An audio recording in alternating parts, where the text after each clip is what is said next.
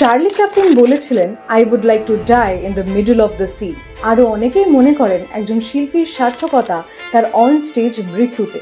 আজ বলবো বাংলা ফিল্ম ইন্ডাস্ট্রির এরকম কিছু শিল্পীর গল্প হু ডাইড ওয়াইল শুটিং। উত্তম কুমার ওগবধূ সুন্দরী সিনেমার শুটিং করছেন টেকনিশিয়ান স্টুডিওজে। হঠাৎই শুটিং এর মাঝে অসুস্থ হয়ে পড়েন। প্রথমে অস্বস্তি, তারপর তীব্র বুকে ব্যথা, and he was rushed to the hospital. It was a massive cardiac arrest. He fought for few days. কিন্তু 24 July 1980-তে the legend took his last breath. Piyush Ganguly. We all seen him in Goyanar Baksho.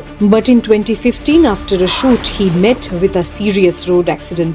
Belle Vue হাসপাতালের চিকিৎসকরা জানান পলিট্রমার কারণে তার শরীরে মারাত্মক আঘাত লেগেছে এবং পরবর্তীতে মাল্টি অর্গান ফেলিয়ার এবং ফ্যাট এমবলিশ হয়ে ভোর 2:55 হি পাসড অ্যাওয়ে।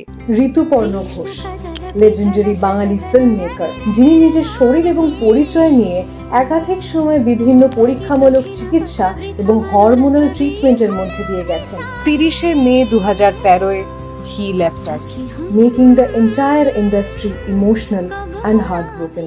কেয়া চক্রবর্তী, রুদ্রপ্রসাদ সেনগুপ্তের প্রথম স্ত্রী, শুধুমাত্র সিনেমা নয় থিয়েটার জগতেরও অনবদ্য অভিনেত্রী। সিনেমার শুটিং চলাকালীন অদ্ভুত রহস্যজনকভাবে মৃত্যু হয় তার। এই বিষয় নিয়ে আমার পুরো একটা ভিডিও আছে, লিংকে ক্লিক করে দেখে নিন। রাহুল অরুণোদয় ব্যানার্জি's death has sparked a lot of question and speculation. আমি সেই বিষয়ে কোনো চুলচেরা বিশ্লেষণ করতে চাই না, শুধু এটাই বলতে চাই তিনি যেন অবশ্যই ন্যায় বিচার পান। আমরা একজন অসাধারণ শিল্পীকে হারিয়েছি আর এটাই সত্য। Follow for more deep drive stories, you can follow me now and stay for the justice.